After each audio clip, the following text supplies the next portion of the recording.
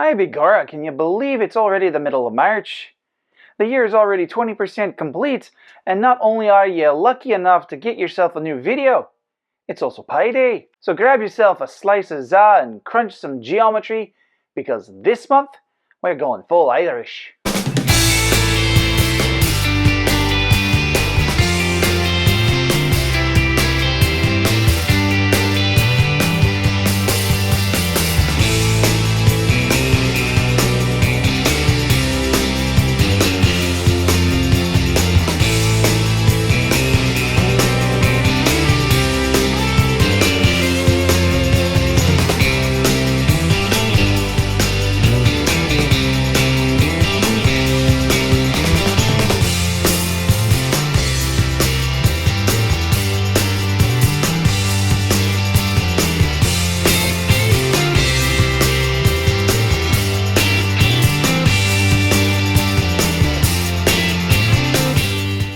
Hey, welcome back to The Right Way, where we talk book recs, author interviews, and creative writing tips.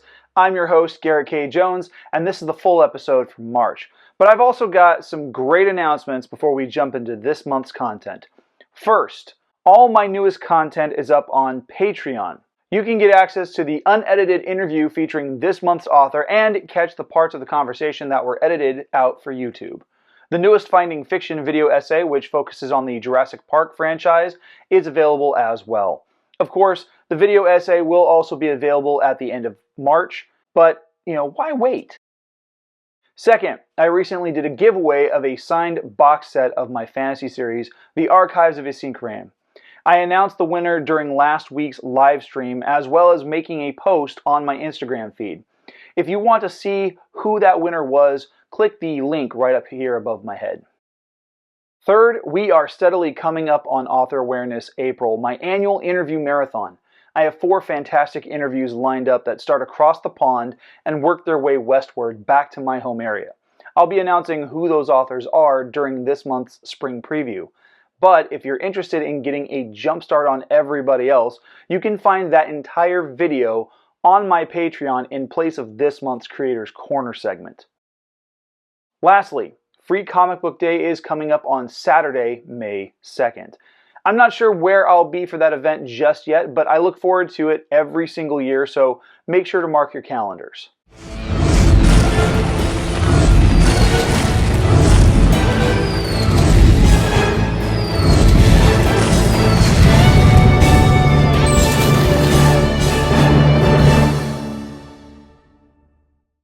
Last month, fantasy writer Nicole Testa offered her review and recommendation of a cozy romance book titled The Honeycrisp Orchard Inn. This month, I'm taking the reins and providing you with a book rec of my own. I'd like to introduce you to The Game of Nines, a full-cast audio drama written by James Patterson and Max DeLallo.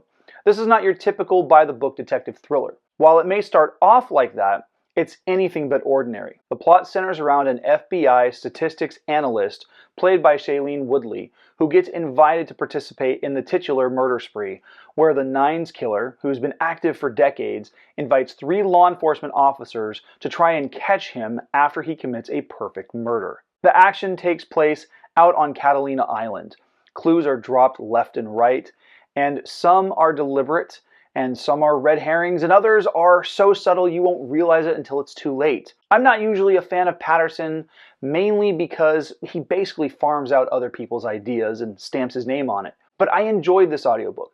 Plus, it has a great cast, including Morena Baccarin from Firefly and Deadpool, playing the local sheriff on Catalina. This is an Audible original exclusive, so if you don't have Audible, I highly recommend that you sign up.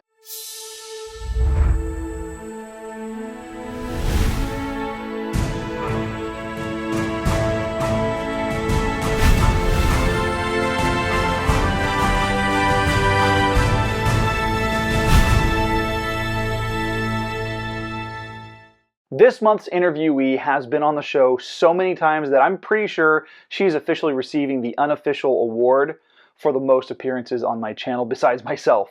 In fact, she's the one who helped me come up with the name for the show when I rebranded a few seasons ago. Please join me in welcoming back Winifred Summer, who is going to be talking about her newest book, which is romantic fiction as opposed to her usual expertise in human resources. Winifred, welcome back to the show. It is such an honor to have you back. I am excited. Thank you. I'm happy to be here. It's always great being on your platform in front of your awesome audience. So thank you so much for trusting me with them. Of course, I'm glad to have you back. So, you've been writing a new book, or you have it coming out soon, and I'd love to hear all about it. All right. So I'm excited about this because it is actually my first time kind of jumping into fiction. So if you've never seen me before, Winifred Summer, I'm also known as the HR darling HR professional that people can talk to about what's going on in the workforce. I'm an HR professional and I write about all things work. I have a blog, but I also write about like job interviews and toxic work environment. But I wanted to do something a little different, and I decided to switch things up and write a fiction story that actually doesn't really have much of anything to do with my typical topics. So my story. It still feels weird shifting from like nonfiction to fiction and like taking off that human resources hat. But I call it a digital age romance. Two people, they meet online, right? They have like their little internet crush situation. They've never met, but they communicate like on the app that they met on. And then one night, one of the main characters, her name is Harmony, and the guy that she's talking to, his name is Duarte. He is on a trip, some kind of like influencer experience type of situation, and his plane is having some type of difficulties, and they have to make an emergency landing. So the plane just so happens to be landing not too far from where Harmony lives. So, that little light bulb goes off like, hey, do you want to meet up real quick? I don't know how long I'm going to be in town or when the next flight is going to come to take me home, which is he was on his way home. So, long story short, they decide to meet up, and a lot of interesting things happen. That's pretty cool. So, how'd you get inspired to write this? Like, was there any of your own personal life that kind of reflected what was going on in the characters, or just you had this idea bubbling in your head and you're like, this would make for a great plot? Question. I think it's a mixture of things. I've been really fortunate to meet a lot of really awesome people online. I've had my share of horror stories where it's like, oh my gosh. Or when you meet a person and they're nothing like you imagine, Mhm. or how it feels online. But I kind of feel like there's always this curiosity of, is this person going to be as cool or as wonderful or as friendly in real life? Are they going to look as great as they look online? There's all these questions that kind of pop up. And so I've always kind of played with that idea in my head, like, what would that experience be like, especially if you're not trying to meet up with someone? That's really cool. So, what made you want to jump onto doing fiction? Because, I mean, for someone who writes nonfiction and writes kind of a self help style book, uh, this seems kind of a interesting departure for you. Yeah, it is. It really is. Originally, though, when I was, I guess, growing up and thinking about being a writer, it was always fiction. It didn't become a nonfiction desire until whenever that was that I put my Toxic Job book out, which I think was like 20, maybe that was 2021. But it was always fiction. I've always loved fiction. I used to be really heavy into like the R.L. Stein and the Goosebumps, and I just always loved the adventure and the escape of reading fiction books. And so I thought that was all I was going to be. But when I got into my whole HR career, and I guess people found my story interesting of the toxic work environment, and people just wanted to hear more about this stuff, and I just have so much to share when it comes to like these workforce topics. So nonfiction just kind of happened, but originally I always thought I would be fiction. But I guess for the timing of it all being now, I've really been putting a lot of time into my blog. So while I'm still going to be writing nonfiction books about the workforce. Like the blog is kind of like more short, weekly posts. And it kind of gives me more space in my brain to be kind of creative and fun and free versus working on like a big nonfiction project that's like workforce centered. So what's been one of the biggest challenges that you've encountered in writing fiction and making that jump from nonfiction? Oh my gosh, the details. Like the details.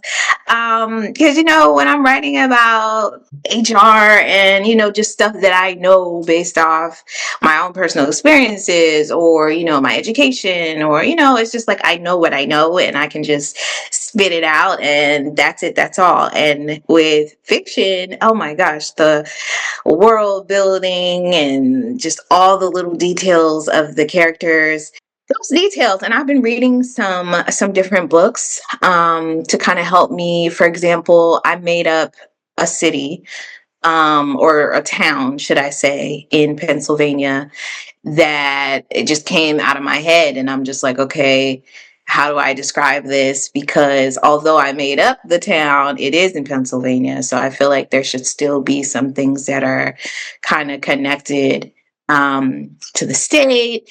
And yeah. So what advice would you have for other authors out there who are toying with the idea of shifting genre or even working with a pen name? Say do it. If you want to try something different, don't psych yourself out.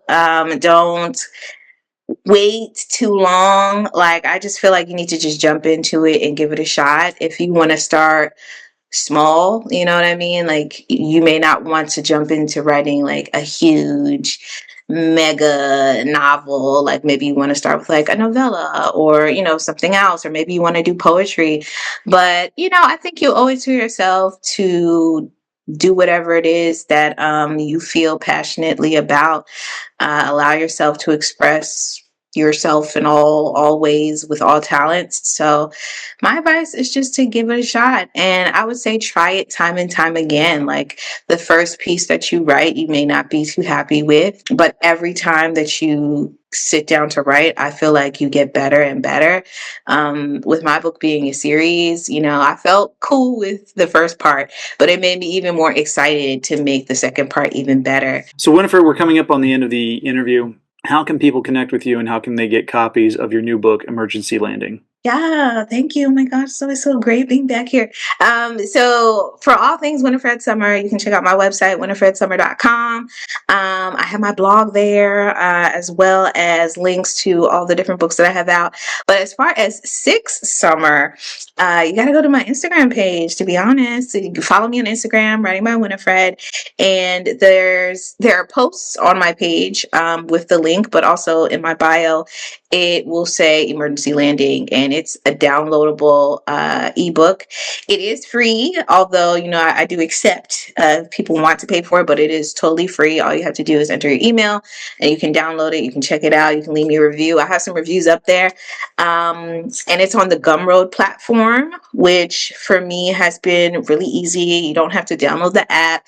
You don't have to like create a login. Like it's very quick and simple. So check me out on IG and click that link.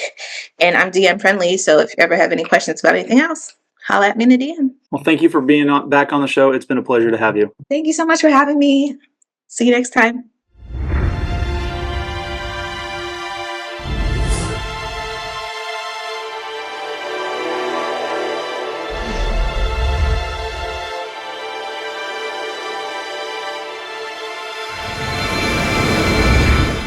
So last month I shared some tips with you about incorporating elements of the Valentine's Day holiday into your own writing for writing romantic scenes or stories. This month, we're jumping into the folklore of leprechauns and their origins just in time for St. Patrick's Day. Starting off, leprechauns are imps of Irish folklore with a history stemming back for at least a couple centuries. When the tales first developed is anyone's guess, but some of the earliest versions come from around the 8th century AD. Modern depictions of these beings show them wearing some level of 18th or 19th century garb, usually green in color, although that color was associated after the start of the 20th century, and they've become synonymous in pop culture as mascots for cereal brands, sports teams, colleges, and a line of terrible movies starring Warwick Davis that, kind of jump-started Jennifer Aniston's acting career. Traditionally, leprechauns were identified and classified as pygmy or diminutive fairies, always carrying around a purse or at least a shilling. It's entirely possible from an etymological direction that the name is an Irish derivation of Lupercalia, that Roman tradition that we have discussed in the last couple of months. In that earliest version, an Irish king takes a nap and wakes to find himself being dragged to sea by a trio of leprechauns who he captures, and each one grants him a wish for their release. Typically, though, leprechauns are considered solitary creatures who spend a lot of time cobbling shoes. They aren't professional shoemakers, but they can often be found fixing their own shoes because they run around so much they wear the shoes out. This is the perfect opportunity for a human to capture the leprechaun in order to be granted a wish. I guess this is where the leprechaun's trademark of pulling pranks comes into play. I mean, I can see it. How would you feel if you spent a ton of time fixing your shoes, and every time you do, some jerk picks you up and threatens to cage you if you don't grant them a wish? However, some of these pranks can be harmful to humans, like spiriting children away. Oh, that would not be good. In another version, leprechauns are the offspring of a corrupted fairy who hoards treasure and money during times of war. There is a shared similarity between leprechauns and another Celtic folklore creature, the redcap, which pops up a few times in the Harry Potter books. Red was the traditional color of the leprechauns prior to the 1900s, and the similarities are striking. Both are described as diminutive old men with beards with a preference for wearing red. Both are considered solitary fairies, often inhabiting secluded locations. Both can be malicious towards humans, though leprechauns are often depicted as incurable pranksters, while redcaps are murderous and paint their caps with the blood of their victims. Hooray! The main difference is that leprechauns are definitively Irish, while the redcap is more associated with northern England and Scotland. So, here are 3 tips for writing in a leprechaun. Now, you can go right for the fantasy element, or you can change it up by including a character who resembles a leprechaun, or if you were to say, go in a sci-fi direction, the leprechaun could be some kind of AI algorithm. Totally your choice, but here's tip number 1. Shift from the lucky charm to the grumpy trickster. This is what the leprechaun horror movies did back in the late 80s and early 90s. Modern pop culture makes these creatures out to be cartoonish, but true Irish folklore paints them as being solitary and often ill-tempered. Focus on the characters and their capricious nature, and if you're writing some kind of modern thriller, perhaps consider making the character some kind of elusive informant. Tip number 2, emphasize the solitary nature. Perhaps focus on their obsession with craftsmanship and isolation. Perhaps use this nature to craft a scene that takes place in a secluded location, far off the beaten path.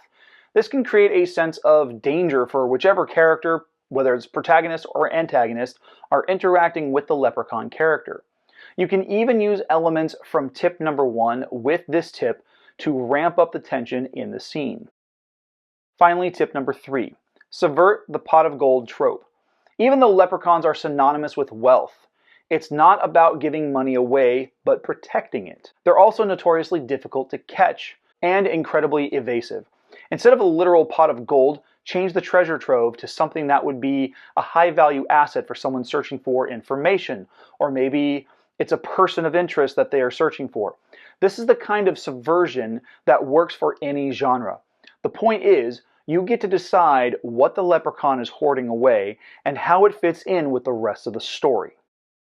So that's it. Follow these 3 tips and you'll be well on your way to writing leprechauns of any kind into whatever story you're authoring.